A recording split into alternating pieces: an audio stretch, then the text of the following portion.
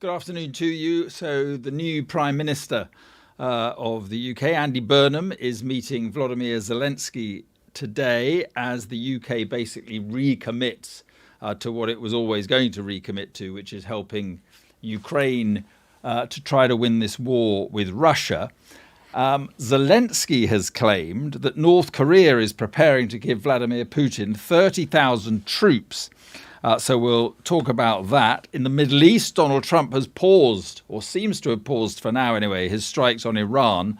But a lasting agreement or truce still seems a long way off. I'm Mark Austin, and I am with Professor Michael Clarke, Sky's military and defence analyst, to make sense of those things I've just been talking about, and also much more with our weekly Q&A, and hundreds of you have sent in questions, so we'll get going. Just a bit of background first of all, and it is that Andy Burnham is about to announce that Britain will hand over the intellectual property behind this Stone Cloak electronic warfare system, which would then enable Ukraine to produce that technology at scale. So that's the background to the first question, which comes from James. Ukraine is already using British electronic jammers. What difference will today's announcement on sharing this intellectual property make to Ukraine's effort in the war? Yeah, and he's quite right. We, the British, have transferred thousands of these units so far. But the difference of giving the intellectual property to Ukraine for them to produce them is that they will produce more of them more quickly. That's the point. I mean, they can produce fast. They've got a very agile defence industrial base now, the most agile in the world probably, but certainly in Europe. And so we get the benefit that they'll produce more of them. And remember, this thing's Stone Cloak. I mean, the Russians will get hold of it if they haven't already, because they'll get hold of drones and be able to find the Stone Cloak pad that's in there. It's like a little iPad sort of circuit.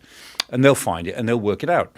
And they'll work out ways of countering it. So Stone Cloak will then have to go to a version 2, version 3, version 4. It'll have to keep on scaling up because it's a constant technological arms race. So if the thing is being produced and scaled up in versions 2, 3, 4, and 5, whatever it turns out to be, in Ukraine, then we get the benefit of all of that.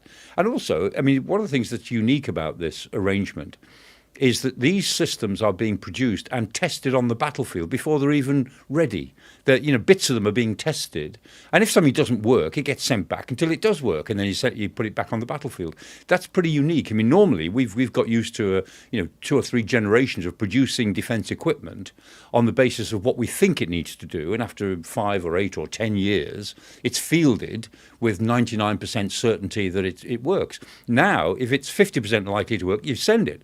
Get it onto the battlefield, see what works, and then work out what else you need to improve. This is constant evolution in wartime conditions. And if you look back at, our production in the Second World War, that's the way it had to work, because when you're fighting for your life, you don't have time to get it all. You can't let the best be the enemy of the average or the useful. Mm-hmm. And so, how useful will it be for the Ukrainians? It's fundamental. I mean, the fact that they're having some strategic leverage now over Russia is because their drones are getting through. And the drones are getting through for 2 reasons, really. One is because the Russians have lost access to Starlink, and Elon Musk and Starlink, to their credit, have turned off the ability of the Russians to use Starlink, even to tap into it. They never really had it in the first place, but they found ways of getting into it. So they stopped that. And for as long as that lasts, that's pretty important. And the second thing is that this Stone Cloak and other technologies as well are fundamental to Ukraine's ability to evade air defences. I mean, if you think about it, I mean, they've sent their drones into Siberia. They bombed Omsk. The refinery at Omsk, the biggest refinery in Russia, which is 1,500 miles away from the Ukrainian border, 10 days ago. They've got drones into Petersburg, into Moscow, I mean, all over the place. And that's because they're able to evade Russian drone detection at the moment. Mm. Now, a contrary poll asks about John Healey, the new Chancellor. What does this mean practically for the UK's ability to defend itself in the future, given that John Healey. He calls John Healey a defence hawk. Of course, he resigned over the lack of money. Will anything vastly change if he puts the money he wants into defence, or is it still a drop in the ocean given how underfunded defence has been for years? Well, no, it's not a drop in the ocean, but it certainly needs more. I mean, we know what the figures are, which is that the MOD, in order to deliver the improvements which the government said it wanted, this 10-year programme, 2025 to 2035, was going to require 28 billion over 4 years. So, 7.5 billion a year for 4 years. Instead of which the government really offered, said 13.5 billion. It was actually 10 billion in real cash. I mean, 3.5 of it was, Treasury funny money in effect, and it was all backloaded. So it's not impossible. It's not a drop in the ocean, in the sense that if the MOD could get access to the 28 billion over 4 years, and if that money was front-loaded, not backloaded, the Treasury always backloads things so that you don't spend very much next year and a little bit more the year after, and you don't spend most of it until the final of the 4 years. You need to front-load it so the forces can get on now with spending the money they need to spend. So it's not at all impossible.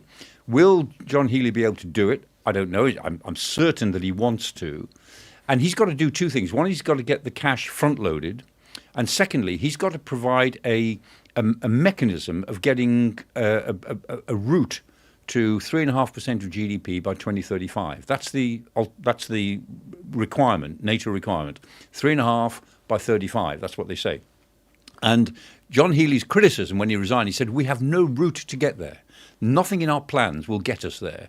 So he, even though he may not be around in 2035, he's got to define the route to get us there as Chancellor. That's his main job. But it's not at all impossible. It can be done, for sure. It can be done. With all the other competing... Yeah, of course. But I mean, and it isn't just a question, we say it's welfare or warfare, the government's got to do something about the welfare bill. But it isn't just a question of taking money out of welfare and giving it to defence. And Andy Burnham, I'm sure, gets that. I know he gets it. It's the idea of reforming welfare to get more people back into work so that the welfare bill drops. Not that you just grab money out of it, but you have to spend less on welfare and therefore you can reallocate. And that's ultimately, if you look at our public expenditure profile, you're not going to be able to fund defence by cutting back on road projects or on investment, capital investment in energy and all that sort of things that the government has been trying to do, previous government led by Keir Starmer was trying to do. You've basically got to find a way of spending less on welfare, needing to spend less, so that you can devote it to warfare, sadly. And, every MP will say, if they're asked in an interview with somebody like you, they'll say, of course, defence is the first responsibility of every government. The safety of the citizens is the first responsibility of government. They all say that. Most of them don't mean it. They don't mean it, not because they're dishonest, but they've never thought about it. It's just the stock answer they have to give as MPs. Yeah. The vast majority have never thought about what that means. Defence is the first requirement of government. What does that mean, MP? And most of them have never really thought it through. Yeah. Now, Brad G60 is interested in this whole idea of these North Korean troops joining the Russian push in Ukraine. Zelensky has warned Russia is preparing to receive some 30,000 new North Korean troops. Does this intelligence appear to be true? What's the evidence? And how do you see this making a difference on the ground? It has happened before, hasn't it? 13,000. Yeah, 13,000 went to Kursk. That's right. Now, that's different because Kursk is in Russia. If you remember that the Ukrainians invaded Kursk, they grabbed a piece of Kursk. It was a bargaining chip. And the Russians weren't doing very well in Kursk, and 13,000 North Koreans went into Kursk and were ultimately successful, although they suffered about 4,000 casualties over those 13,000. They weren't very good. They got better, of course, as troops learn. But, I mean, they suffered grievously for that operation, but they were there. Now, the point is that was North Korean troops in Russia. And, if the Russians invite them in to help them defend their territory in Russia, there's nothing wrong with that in international law. But if any number of North Korean troops then turned up in the Donbass, say, or in any other part of the front line, that's North Korea invading Ukraine, not helping Russia defend its own territory. And that would be a big, big step, which is exactly what the question is saying. Would that be a big red line for NATO? Yeah. This 30,000 number has been touted for a while, and Zelensky said it before. The Ukrainians keep saying that they think the North Koreans are preparing to do this. There's no evidence that they have done it, but there is evidence that they are preparing forces that they might use. But I think North Korea's problem is, where would they go? What would they do? Because if they turned up in the Donbass, they're entirely reliant then on Russia's say-so that this is Russian territory, which the rest of the world just doesn't accept. I mean, nobody accepts that the Donbass is Russian territory. And that would be a big issue. Would NATO respond, as the questioner says, by saying, well, we'll deploy troops? No, they won't. If we were going to respond, we'd have done that already. The Western countries will not deploy ground forces this side of a ceasefire until there is a ceasefire. So we'll see what happens. If 30,000 North Koreans did turn up in the Donbass, it would make the war much more difficult to manage. And although I don't think NATO would try to match it with forces, they would certainly try to respond in a more muscular way, maybe by trying to restrict the operations of the Russian fleet more forcibly, maybe by finding some other pressure point on Russia without directly fighting Russian troops. But it would be a tough one, I have to say. Yeah, because it's NJ who asks, would this be a red line crossed? Grave escalation. Yeah. And in turn, would we provide boots on the ground? Wouldn't. Yeah, unlikely. I mean, But- it's but possible we'd the look- North Korean troops could be I'm sure we would- used behind the lines. Exactly. I don't think we put boots on the ground, but I think the West would try to find more pressure points, even military pressure points on Russia, in response to it. But as I keep saying, I mean, this war will widen yet. It'll get more dangerous before it's over, and I think we've just got to accept that. Which is not to say that we're walking ourselves into a complete European war with this. I mean, we're on the road that might lead there, but it's by no means inevitable. But we do have to accept that this war will get more dangerous and get wider in its implications and in its impact on us before it comes to any sort of resolution that we can live with. Not helped by Trump's focus being on Not what's at all. going on No, in not at all. Iran. Now, so there are a few initiatives going on. I mean, the latest, this Kazakh president initiative to freeze the front lines. Yeah. Thomas Green says if the war were frozen along the current front line, what would be the military consequences for both Russia and Ukraine over the next few years? Which side would benefit more and why? Well, a freezing of the front line where it is exactly what the Ukrainians have been offering. They say we will agree to a ceasefire that freezes the front lines where they now are. And out of that, Ukraine will get the breathing space it needs, and Ukraine would be de facto about 15 or 16% smaller than it was in 2014, not in 2022, but in 2014 when it lost Crimea and part of the Donbass. So Ukraine would be a bit smaller, but the Ukraine that might emerge from that, if it were a stabilized long-term ceasefire, would be a stronger, democratic, economically vibrant West European country.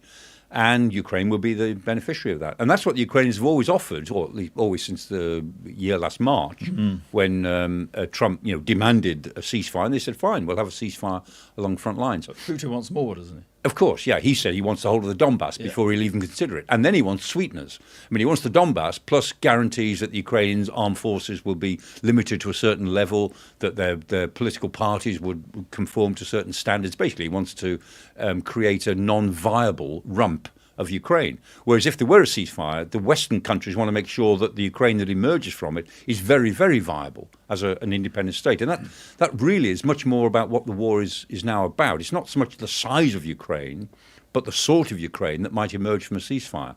But one other point on that, the reason that President Tokayev is talking vigorously now about a ceasefire is because Kazakhstan's oil exports have dropped dramatically because of how dangerous the Black Sea is, and because of Ukrainian strikes on Russian oil facilities that link into the Black Sea.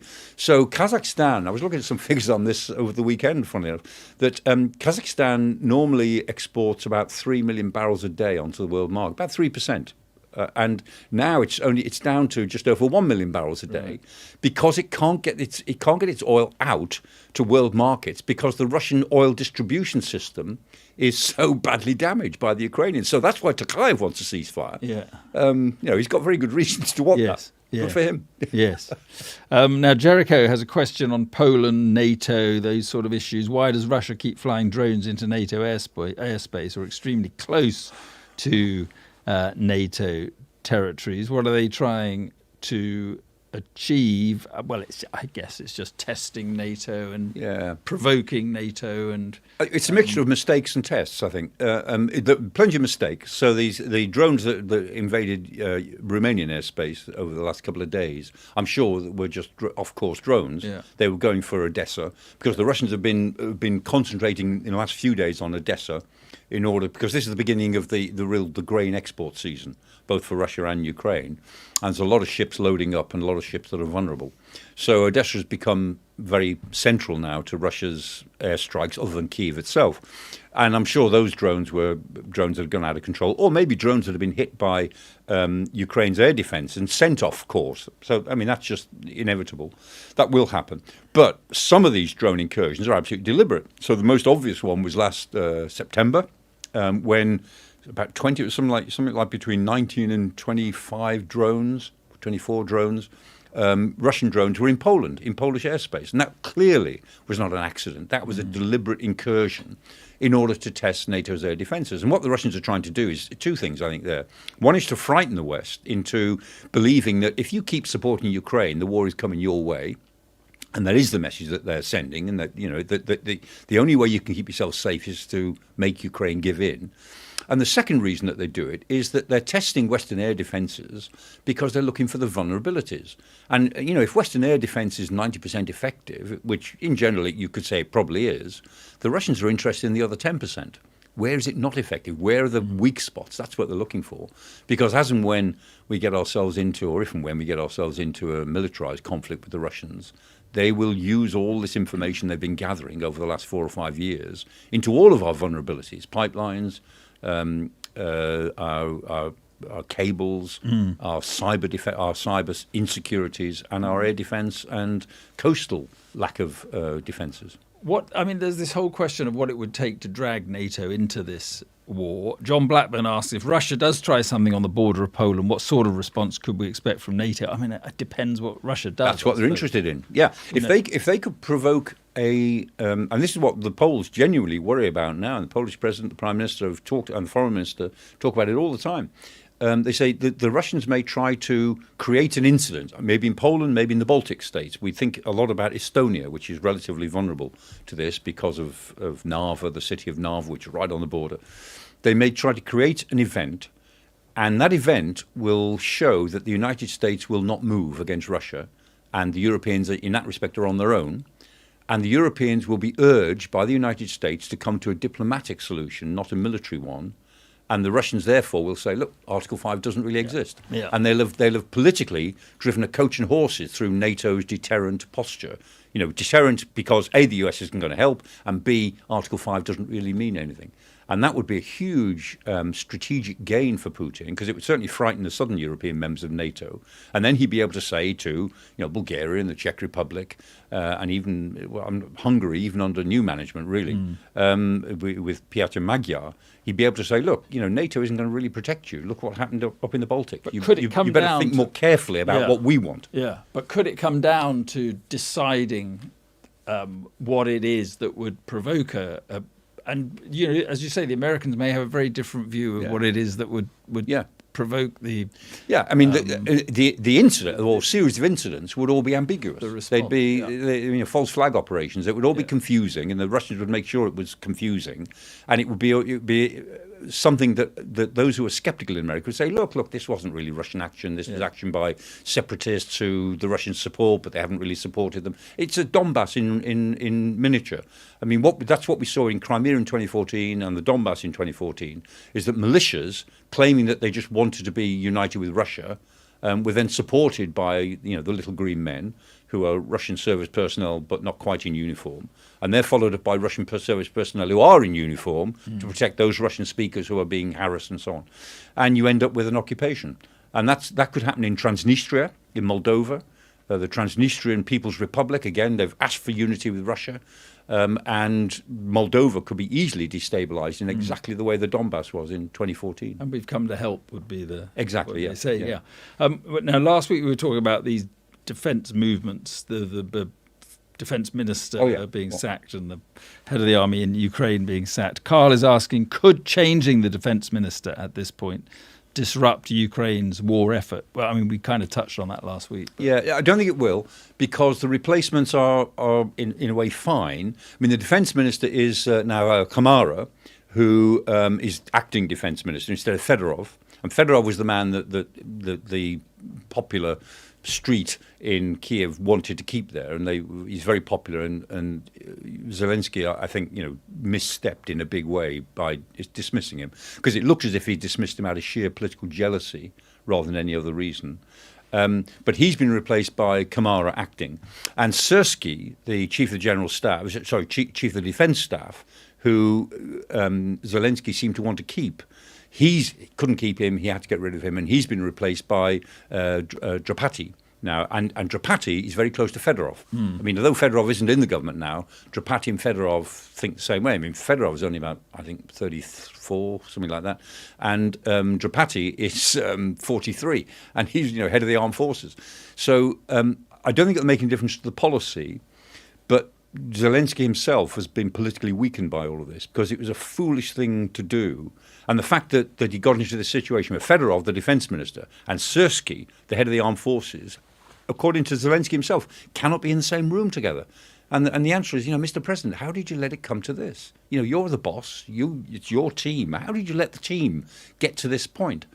And so it's bad for his credibility. And one of the things he's going to have to do when he gets to the States this week is to account for that. People will be very critical about his credibility, and they'll look at Mindish as well. I mean, just a year ago, Timur Mindish, one of his great associates, cleared off with a lot of money. I mean, big scandal. He lost Andrei Yermak, his chief of staff, because of it. So he's been through two big political crises, one a year ago and then this one. And he still survives, but of course his political credibility is somewhat on the line now. Yeah, and Zelensky's seeing Burnham today, but the meeting with Trump will be much more important. Yeah, the key. Yeah, with all due respect to the Prime Minister. Yeah. So look, let's just move to Iran, and lots of questions again, because it's really interesting. So there's another sort of, I suppose, could we call it a truce? They haven't attacked for a couple of nights, so I don't know what it is. But Rich Y asks, is there any truth in the accusation that the first ceasefire and this new pause in attacks is a way for America to rearm itself? And I think this comes from the sort of suggestions out of the Pentagon that they were worried about defensive weaponry. They're out of Patriots, yeah. They're not out of Patriots, but they're taking them away from the Pacific theatre, from the Indo-Pacific, where they really do think that they may need them. And so that's the point. They can't produce them fast enough. I was looking at it a while ago. It's Patriot figures. I mean, it's produced by Lockheed Martin, Raytheon Lockheed Martin. And they produce about 700 a year, which, if you like, is 2 a day, more or less. And they've got this big $5 billion order from the Pentagon to triple their production from 700 a year to 2,000 a year. And they can only make that figure of 2,000 a year by 2033. Right. It's going to take them 7 years to triple their production because it's a very expensive, very high-grade missile. And, the Ukrainians are close to being able to produce their version of Patriot in about a year's time. It'll be a fifth of the cost, a fifth. Anyway, so... But could that be one of the reasons why... So the answer is yes to that. And so the Americans are, of course, they're restocking. I mean, the Iranians, any pause in fighting allows one side to restock. But the other thing is, I was laughing on Friday, hopefully not too much on camera, but I said this is a $100 Friday. I mean, oil had reached $100 a barrel, which always frightens President Trump. And on a Friday, he normally makes statements, week after week, which are conciliatory, so that it affects the market, sort of brings the prices down, and then he goes back to being sort of ferocious on Mondays and Tuesdays. And there was a real pattern in his statements about that. And on Friday, I said, well, he may have painted himself into a corner, and he didn't make any statements on Friday, but he was scared by the $100 a barrel because they immediately stopped attacks. No attacks from Thursday night onwards. No attacks on Friday or Saturday. And then Mike Waltz, the US ambassador to the United Nations, then said, we are pausing because the president wants to give diplomacy another chance. So it was a $100 Friday after all. I wondered if it would be. Right. But it was. Friday was a $100 Friday. But he's in a very difficult position now, isn't he, Donald Trump? Because he either doubles down and launches these massive attacks that he's been talking about to what effect, we don't really know. I mean, Yeah. the chance of getting rid of the regime with more air attacks. It's getting harder. Right. Yeah. So you then, do we put troops in? So you could lose a lot of troops and midterms coming out. It's all bad news, that Yeah. one. The other option, I guess, is to find a way to do some sort of deal like they had, but this time sort of let it just, he's got to find some way out. I mean, negotiators at it. I mean, I keep thinking. I mean, essentially, I keep saying this: that America has lost this war. It lost it, if anyone's interested, on the 7th of April, when the first ceasefire was called, because they'd reached the point where they couldn't achieve anything else with military force, and they had nothing else than military force to offer. And so since then, America's been trying to get something out of it. And I keep thinking there's got to be a silver lining here somewhere. There's got to be something the Americans can get out of this war and point to and say that was worth it. And I can't find it. I mean, maybe people out there have got suggestions. This is not a rhetorical question. If anyone's got ideas, I'd love to try to think them through and research I suppose them. they could say we've set the nuclear program. But I mean, he was saying at the beginning, well, it's very difficult, isn't it? Because they've said originally they it's destroyed obliterated. It Then he says before this episode, this sort of war started, they were days away from being able to use one. So what? Yeah, they weren't. They weren't days away at all. They were probably weeks away from being able to test a device, which is not a device they could have used, but a test, like with the Indians in 1974, and then 1998 and Pakistan in 1998. Yeah. But the Indians in 74 tested a device, and that made them a nuclear power, because if you can test it, then eventually you'll be able to get it into a warhead. And the Iranians were probably weeks away from being able to test something crudely, and that would have been a shock to the world. But they were a long way away from weaponizing it in some way that they could use. So that's where they were, let's say 2 years ago. And then the attack in June last year put their whole program back quite a long way. The latest bombing has put it back even further. How far away are they? Most estimates are they're 2 to 3 years back, but not 10 years back. They're probably 2 to 3 years back, because they've still got the expertise. They've got people who know how to do it. And in the future, it's not beyond the bounds of possibility that they will be given components by Russia, by China, by North Korea, maybe by Pakistan. Who knows? I mean, Pakistan gave them quite a lot before, AQ Khan and that crowd. So if they were to get enriched uranium and some of the triggering mechanisms, they could be back in the nuclear business within a few years, but not 10 or 20 years. So what has 5 years? So what has this war achieved then? Nothing that I can see that's good. The only beneficiaries from this war are Russia and Israel in their own agendas. Everybody else loses. I mean, America has lost tremendously in this war, and it's a $100 billion war now. Pete Hegseth said to Congress last week that it had cost, I think the figure was $38 billion so far, and he was asking for another 60-odd billion in order. He said we have to have it to prosecute the war. So it's a $100 billion war for America. It's achieving absolutely nothing, and everyone is worse off for it. And Democratic congressmen were saying, well, why do you need $60 billion if you were saying on whatever it was, April the 14th or whatever, or 14 days into the war rather, we've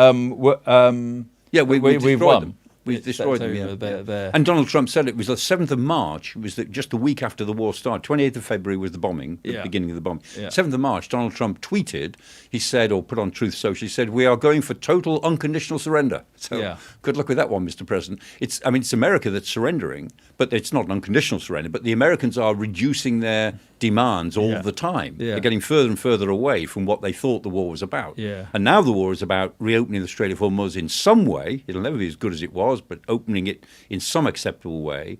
And now keeping the Bab el-Mandeb Straits open at the foot of the Red Sea. That's right. So the war gets further and further away because other issues that weren't a problem before have now become a problem.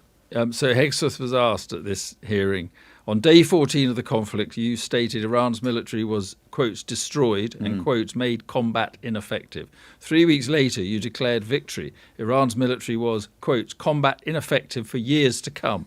Has Iran's military been combat ineffective? Has it been made combat ineffective? If so, why do you need the money now? You also said every single objective had been achieved, unquote. If so, why do you need the money now? I know. You want billions more money? Why? Yes. So And his response, it was a very funny session, actually. I didn't see all of it, but I saw bits of it. His response was just to insult all the Democrats on the committee. That's right. He just he laced them with insults. No. Yeah. He had no answer to them other than to abuse them. Right. So this is interesting. So Jamie 2275, on a possible way out of all this, is there a possible scenario where world regional powers could put together a JCPOA, that's the agreement from 2015, that Trump pulled out of, a JCPOA plus deal using parts of the MOU, this memorandum of understanding, for instance, $300 billion to Iran, is that right? That's right. 300 billion remove in the sanctions, unfreeze assets, with Iran reopening the Straits of Hormuz in return and agreeing to pause enrichment for a period of time. Could that be a deal that allow Trump to claim victory and withdraw? Very good point, Jamie. Because that, in a way, if we internationalise the issues and other powers get involved, would that give the Americans the ability then to withdraw? History knows, the world knows they've lost, but Trump needs to be able to say, this has been created by us. If there's an international deal which looks like the 2015 deal, he'll say, we created the coalition that put that together, and he'll find a way of pretending that whatever comes out of it is better than what they had before, which won't be true. But that gets him off the hook. Sometime around the midterms, one assumes, maybe even after the midterms. It's an inventive sort of idea. And, it's not so impossible, because here is our new Defence Secretary, Wes Streeting, talking, he says, to Pete Hegseth, and good luck with that, the American Secretary of War, as he calls himself. But those two are talking as counterparts about a joint operation to hold open the Strait of Hormuz. And that would have to be a political as well as a military operation. The Americans are just trying to do it by military means, essentially, and they can't do it. They could, but they're not prepared to. But some sort of arrangement whereby this coalition of the willing, which has been talked about for a long time, where there are forces around there, and we've got I think HMS Dragon is still there, our frigate, our Daring class destroyer. We've got our counter-mining stuff there based on the Line Bay, and other forces. The French have still got the Charles de Gaulle carrier there and so on, their carrier. So there's a lot of stuff around in that area of the Gulf. It is possible, let's say, to convene an international conference where we talk to the Iranians about a political arrangement that is partly backed up by Western power, Western military force, of which the Americans are a backup force, not a main force. And I'm not going to hold my breath on this, but it's a plausible way for the Americans to get off the hook. I mean, Trump can't get himself off this hook, it seems. And if the allies that he abuses so easily can do something to get him off the hook, it may well be that will start to look attractive. So this is not at all a ridiculous idea, but it's a long way to go. Right. I think we've got time just for one more. And it's quite an interesting question. Why has Iran not attacked the US carrier group in any significant way? Why attack stationary targets, e.g. bases? Has its targeting systems, have they been downgraded so much? They seem to be able to hit tankers. Why not the US prized assets, their military fleet? I guess it's because they don't want to. And it's too far away. There's three reasons. One is they're too far away because these carrier strike groups are 300 miles away from the Strait of Hormuz, right. So they're in safe. They're in the Arabian Sea, keeping out of the way. Secondly, they're all extremely well protected. I mean, carriers have around them a screen of 2 destroyers, 2 frigates, all with their air defences. So they're in like a sort of a wall, a defensive wall of missiles which can bring down pretty well anything heading to them. So they're very well protected. And 3, if they went for the carrier, then America might overreact in some other way. So it's probably not worth doing it. And the tankers that they've hit, of course, are in the Strait of Hormuz or just coming into the Strait of Hormuz, which are only 20 miles away. And that's the point. It's a range thing as much as anything else. Yeah. Okay. Well, Michael, thank you very much indeed. Once again, we've covered almost everything. I mean, hundreds of questions come in, so we've got to sort of pick. I'm afraid we can't do all of them, but thank you very much indeed to Michael, and thank you very much to you for watching. And we'll be back with another Q&A with Michael Clarke next week.